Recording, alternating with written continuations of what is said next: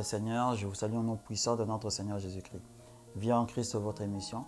Nous allons essayer de conclure notre thème, ce petit thème, mais ce grand thème-là, qui est des chrétiens et de l'aide au prochain. Nous avons essayé en réalité de partager le cœur de Dieu. En fait, j'ai essayé de partager mon cœur d'une certaine manière ici, parce que c'est un élément qui me tient toujours à cœur. Parce que je n'ai jamais supporté en fait voir la souffrance de quelqu'un. Je ne sais pas si vous supportez de voir les personnes souffrir autour de vous. Mais moi, je ne supporte pas ça. Je vais peut-être diriger cette fin de thème d'une manière un peu plus politique, parce que je vais essayer d'inclure maintenant tout le monde à l'intérieur. J'avais dit là dans le deuxième épisode que une phrase simple, c'est que si la pauvreté existe dans ce monde, c'est parce que les personnes veulent que les pauvres existent. Malheureusement, ce n'est pas ma parole qui va changer la donne, qui va changer cela. Malheureusement, le cœur de l'homme est mauvais. Ça, c'est ce que le Seigneur a dit parce qu'il sait que le cœur de l'homme est mauvais. Il est difficile de changer le cœur de l'homme. Tu veux changer le cœur d'une personne, il doit venir à Christ. Mais le problème, c'est que même lorsqu'on vient souvent à Christ, ce même cœur qui est changé, il a tellement de duplicité. Parce que personne n'est parfait dans ce monde. Il est vraiment difficile de trouver quelqu'un qui marche vraiment comme le Seigneur a marché sur cette terre. Malgré qu'il avait dit que moi je ne serai pas là, je vous donne mon esprit, vous allez faire des œuvres plus que moi. Souvent nous cherchons où sont ces œuvres que nous avions faites dépassant ce que le Seigneur Jésus a fait. On peut citer certains éléments ou pas, peu importe. Mais jusqu'à aujourd'hui, je ne vois pas qui a peut-être fait mieux en tant que tel. Surtout par rapport à l'amour et à la compassion. Parce que l'amour et la compassion en tant que tel, l'homme ne le possède pas par défaut. Il faut que le Saint-Esprit te régénère pour que tu puisses ressentir ce genre d'éléments. Et lorsque tu ne ressens pas ça, tu ne fais rien. Mais lorsque tu ressens ça, il est difficile d'accepter certaines situations autour de toi. Je me rappelle, je pense, si je ne me trompe pas, l'année passée, il y avait une loi qui était sortie en France, je crois.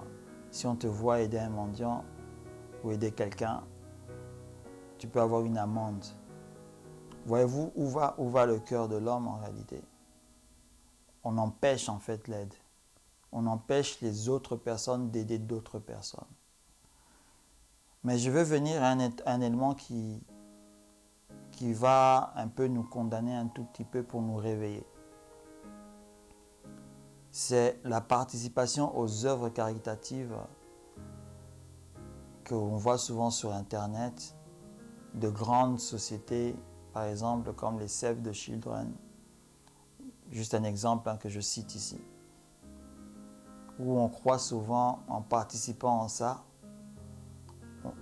lorsqu'ils font des publicités, donner 1 euro par jour pour sauver la vie de quelqu'un, pour sauver la vie d'un enfant XY. Ce qui me fait souvent mal, c'est que le jour que j'avais découvert que toutes ces grandes compagnies, toutes ces grandes sociétés d'œuvres caritatives ou charitables, entre parenthèses, la moitié de cet argent n'arrive jamais là-bas, jamais c'est chez ces enfants-là, m'ont fait comprendre comment l'homme est tellement mauvais souvent. C'est la raison pour laquelle dans les épisodes précédents, je vous ai poussé, j'ai poussé la parole dans le sens que l'engagement doit être personnel, non au travers de ces genres d'œuvres caritatives qui, en réalité, vivent de ces sommes d'argent pour qu'il y ait une continuité. Leur but, ce n'est pas de mettre fin à la famine ou à la faim ou à l'orphanage en tant que tel. Non, ce n'est pas leur but. Pour eux, il faut une continuité pour qu'ils puissent toujours endosser certains éléments.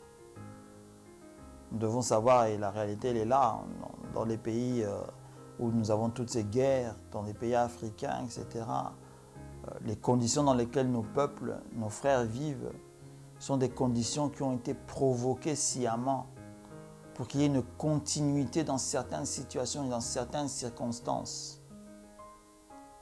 On veut que le mal demeure, on veut que les difficultés demeurent. Et c'est là aujourd'hui que je veux un peu condamner nos dirigeants qui connaissent souvent la vérité, mais qui laissent les choses se faire ainsi. Un jour, je me rappelle, on parlait de politique avec un ami et je lui ai dit ceci exactement. Lorsque dans un pays, il y a autant d'œuvres non gouvernementales ou de sociétés non gouvernementales, de compagnies non gouvernementales, d'organisations non gouvernementales qui font ce que le gouvernement lui-même devait faire, ce pays n'ira jamais de l'avant. Parce que là, on a un gouvernement qui est en réalité démissionnaire. Malheureusement, on n'a pas ça que dans notre pays. Pratiquement dans presque tous les pays africains, il y a ce genre de circonstances. Que le pays soit plus ou moins organisé. Mais à certaines places, vous savez, où l'État qui dirige un pays ne doit pas laisser certaines couches de la population gérer, certaines sociétés gérer cela. L'État a une responsabilité sur le peuple. L'État ne peut pas accepter que ses propres fils soient dehors comme cela. Manque de toit, manque de nourriture, souffre dans une condition de déplacé.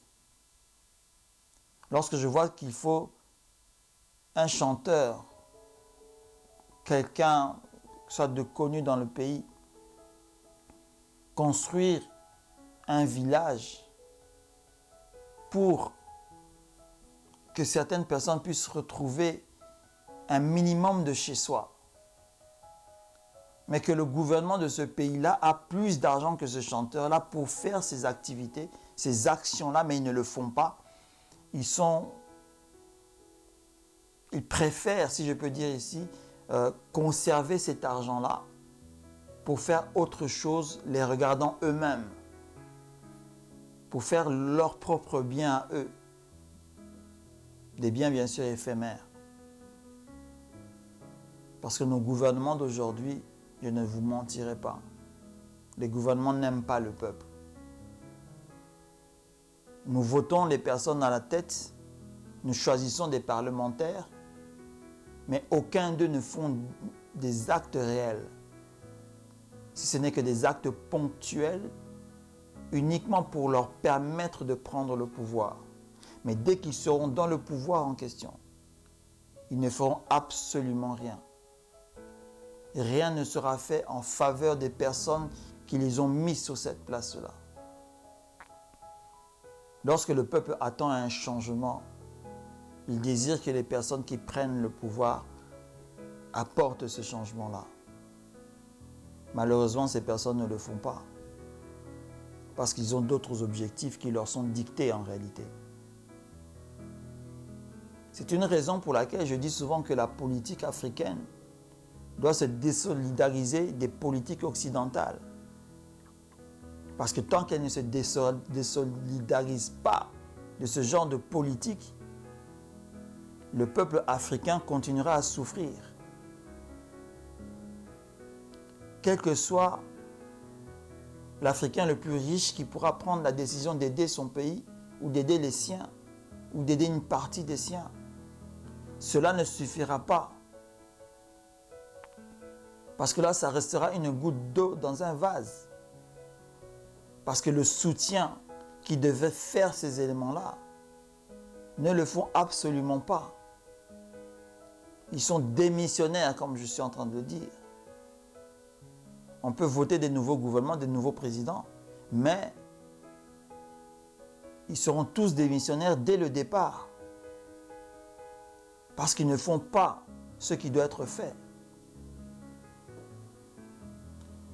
Vous savez, quand on compare souvent les pays qui vivent à l'occidental, qui ont eu leur indépendance ou bien leur, comment je peux appeler ça, leur changement intégral de vivre après la Seconde Guerre mondiale, et souvent dans la même période que certains pays africains aujourd'hui, car si on peut savoir, si vous connaissez votre histoire, la majorité des émancipations des nations se sont faites entre les années 50 et les années 60. Et quand vous comparez certaines nations aujourd'hui et d'autres nations, il y a vraiment des fossés incommensurables. Je vais parler de l'exemple que souvent on cite cela. La Corée du Sud était, avec le Congo démocratique, presque dans un même niveau économique, si je peux dire, socio-économique, voire même la Corée du Sud était inférieure par rapport au Congo démocratique dans les années 60. Aujourd'hui, vous ne pouvez pas comparer le Congo démocratique et la Corée du Sud. Pour quelles raisons? Je ne veux pas entrer dans ces histoires de politique occidentale qui ont eu main mise en réalité sur les politiciens des nations, de nos nations dans ces années-là, de tous les contrats et pactes qui ont été signés pour que ces indépendances puissent être données, de toutes les rébellions qui sont nées parce que tel croyait apporter réellement un changement, etc. Parce que même lorsque certaines personnes sont venues au pouvoir, on n'a pas vu ces changements-là dans nos nations. On ne va pas trop entrer dans ces éléments-là parce qu'il y a des réalités qui sont un peu plus compliquées que cela. Mais ce que j'ai envie de faire ressortir, c'est l'amour du prochain. Les politiques africaines n'ont pas l'amour de leur peuple. Parce que les politiques africaines n'ont pas l'amour de leur peuple. Les nations qui sont représentées par les peuples, donc le peuple lui-même, qui sont dirigés par ces politiques-là, n'ont pas l'enseignement d'aimer leur prochain. Chacun pour soi. Et raison pour laquelle nous avons tous ces tumultes, tous ces problèmes, toutes ces difficultés. Quand tu prends le pouvoir, quand tu deviens Premier ministre ou ministre de ceci, etc., ou que tu as des sommes immenses d'argent entre tes mains, mais tu préfères prendre cet argent-là pour les dilapider dans de la prostitution, courir après les femmes, etc., à poser des actes immoraux, des choses qui ne donnent pas la vie en général. Où sommes-nous dans cette nation? Où allons-nous dans cette nation-là? Il y a des changements qui devront être faits en principe, mais que nous ne faisons pas. Je ne veux pas aller trop en profondeur parce que mon émission n'est pas une émission politique. Simplement, c'est que j'ai choisi cette dernière partie de ce thème-ci pour essayer de parler de certains éléments qui touchent nos nations, qui touchent nos peuples, qui touchent nos dirigeants. Parce que nos dirigeants doivent quand même se lever dans certaines situations. Quand j'ai parlé des adoptions, etc., il faudrait que nos gouvernements se lèvent et facilitent en fait les adoptions, poussent à l'adoption, donnent des conditions d'aide aux familles qui prendront la décision d'adopter. Parce qu'il y a souvent des familles qui veulent bien adopter mais qui n'en ont pas le moyen. Mais les enfants en question ne peuvent pas rester dans la rue, ils ne peuvent pas rester comme ça, ils doivent appartenir à un foyer. Parce que lorsqu'on est dans un environnement familial, l'intelligence sociale est différente. La psychologie est différente. Et la personne ne devient pas un danger pour la nation après. Quand on regarde ce qui se passe, par exemple, à l'est de notre pays, où les guerres ne finissent pas, on peut se poser des questions, mais quelles sont ces personnes qui alimentent toujours ces groupes armés? Il n'y a pas à réfléchir deux fois. Les groupes armés en question vont prendre des enfants qui sont libres comme ça, sans couche sociale, sans couche familiale. Ils sont plus comme des familles. On les pousse maintenant à devenir des militaires ou des rebelles, etc. On leur donne des armes, on leur drogue, etc. Et voilà, nous avons des groupes armés. Et tous ces éléments-là sont alimentés par les politiques, sont alimentés par des politiques externes aussi. Nos gouvernements connaissent ces réalités-là, mais ils n'agissent pas. Ils n'agissent pas pour mettre un terme à ça. Si on pouvait au moins faciliter les adoptions, faciliter les changements de certaines situations, on ne connaîtrait peut-être pas tous ces éléments-là. Peut-être une partie, parce que je ne dis pas que le problème qu'il y a dans notre contrée, dans cette région-là, c'est ça. C'est plus complexe que cela. Mais quand même, on aurait peut-être fermé, bouché un peu, fermé le robinet qui alimente un peu aussi les groupes armés en question. Parce qu'on aurait donné au peuple, envisagé quelque chose d'autre, une autre manière de vivre. On n'aurait pas tous ces délinquants qu'on appelle, qui ont ce nom-là, que je n'ai pas envie de citer dans cette émission-là, qui tuent des personnes, qui coupent les bras, qui coupent les pieds impunément comme cela.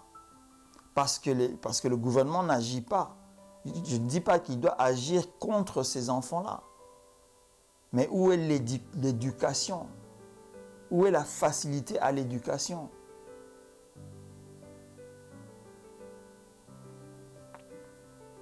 C'est dur quand on regarde certaines réalités, certaines choses qui peuvent être changées juste en un claquement de doigts, se faire comme cela. Mais vous savez souvent qu'on dit que le peuple mérite souvent ceux qui le gouvernent. Ici, je dirais pour quelles raisons nous méritons souvent ces gouvernants. C'est parce que nous ne voulons pas nous-mêmes aussi ces changements-là. Parce que si nous désirons vraiment ces changements-là, je crois que lorsque nous mettons un gouvernement en place et que nous voyons dès les premières heures que ce gouvernement-là, on doit tout le faire pour le faire tomber. On doit créer des circonstances qui doivent faire que ce gouvernement tombe et change. Ou change immédiatement sa politique. Cet élément-là n'est pas simplement en Afrique, hein. Même en Europe aujourd'hui. Il y a les familles qui sont entrées dans des situations économiques incommensurables, difficiles, compliquées.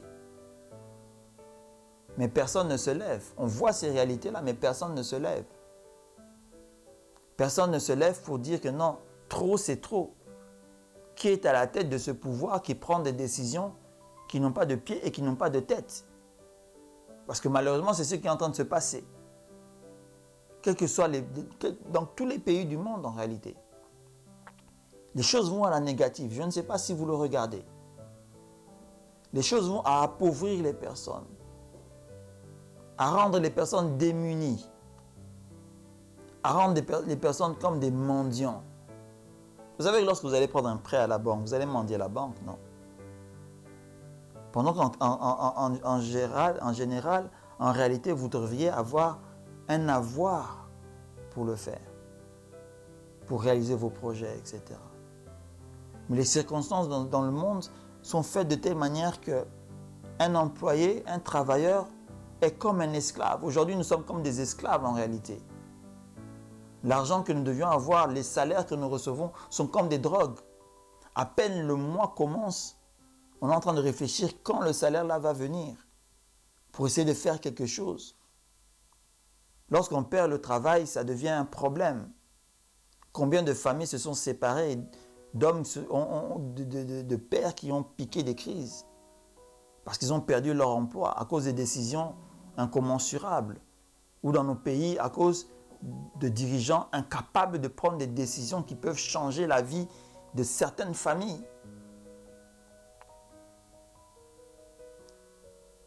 Et je me pose souvent la question, est-ce que le Seigneur ne voit-il pas ces injustices-là? Parce qu'en réalité, ce sont des injustices lorsque nous devons définir cela. Le Seigneur voit ces injustices-là. Et je crois que nous serons peut-être jugés de ces injustices que nous avions implémentées sciemment dans nos vies et dans la vie d'autres personnes. Malheureusement, c'est cela.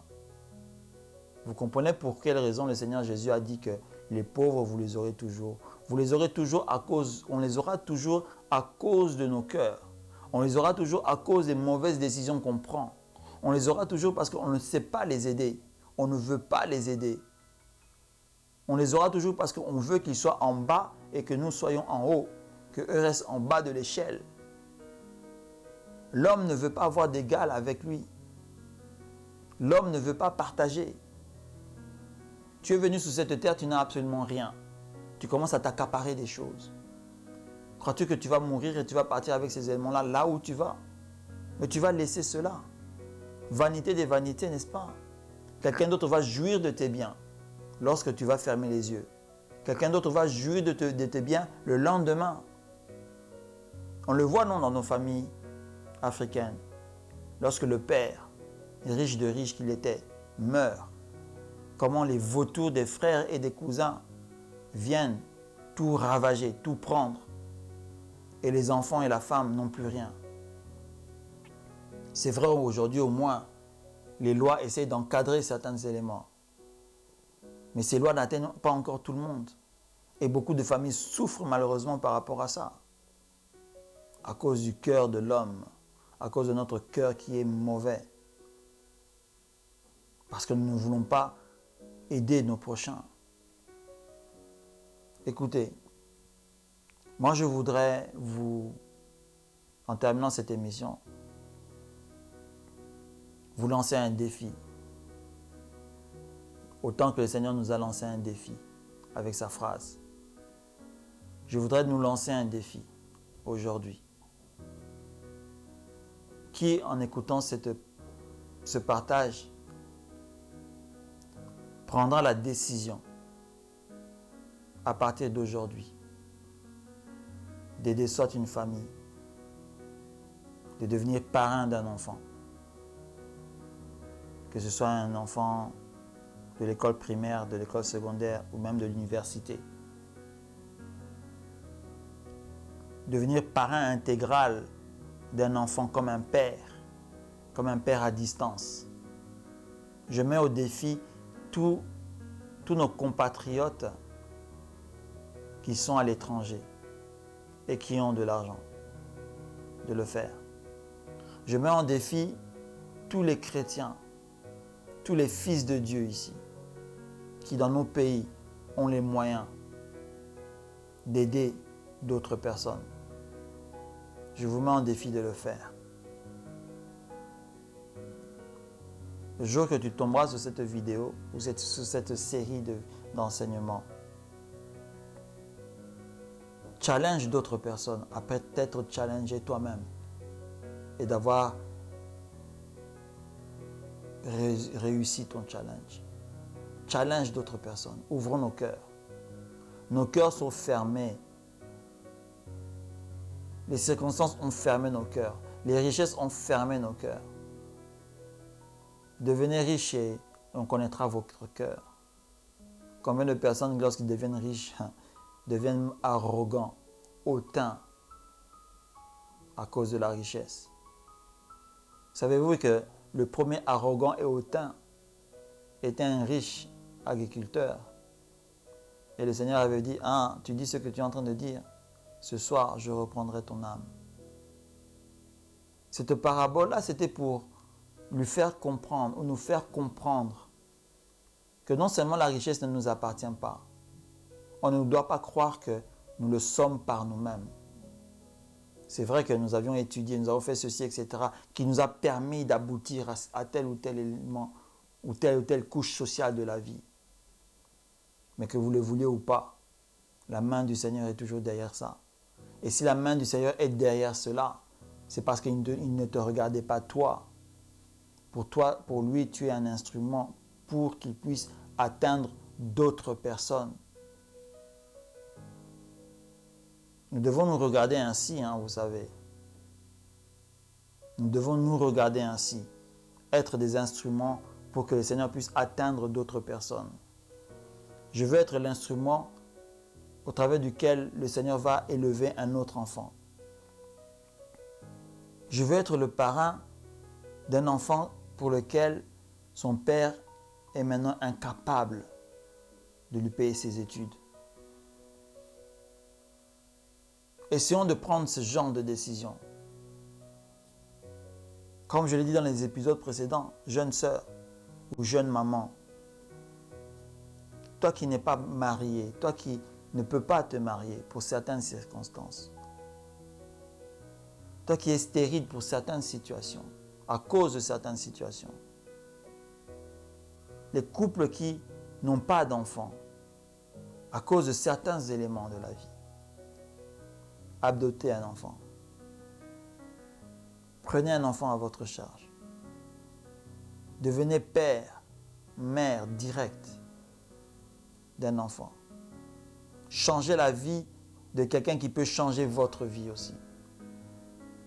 De quelqu'un qui sera quelqu'un pour la nation un jour. Ça, on ne le sait pas. On ne le sait pas. Mais je vous dis que si. Certaines de ces personnes changeront les circonstances de la vie d'autres personnes parce que vous avez changé la sienne. Parce que tu as changé la sienne, il changera la vie d'autres personnes aussi. Et c'est ce que le Seigneur veut aujourd'hui. Au travers de cette émission, au travers de ce partage, je crois avoir parlé au cœur des hommes. Je voudrais que vous partagiez abondamment cet enseignement. Ce partage, je préfère le dire. Partagez-le à beaucoup de personnes.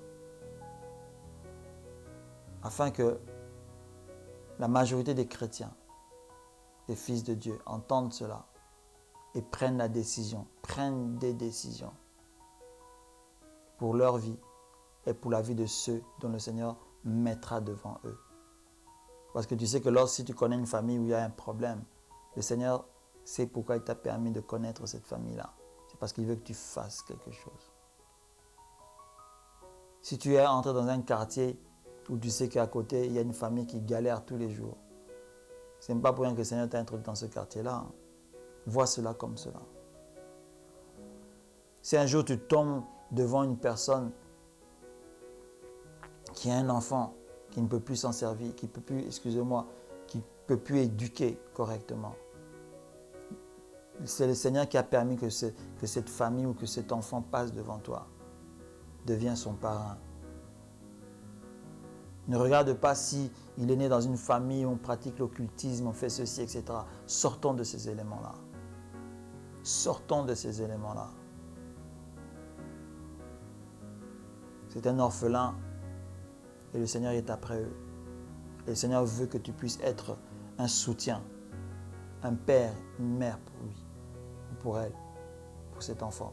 Ces enfants qu'on abandonne comme cela, qu'on jette dans des bacs, qui ne connaîtront peut-être jamais le bonheur, si c'est le bonheur d'un couvent, où là on ne connaît pas l'amour. Le bonheur d'un orphelinat, là où on ne connaît peut-être pas l'amour tel qu'il le faut. Changeons la vie de ceux qui doivent être changés. Au nom puissant de notre Seigneur Jésus-Christ. Amen.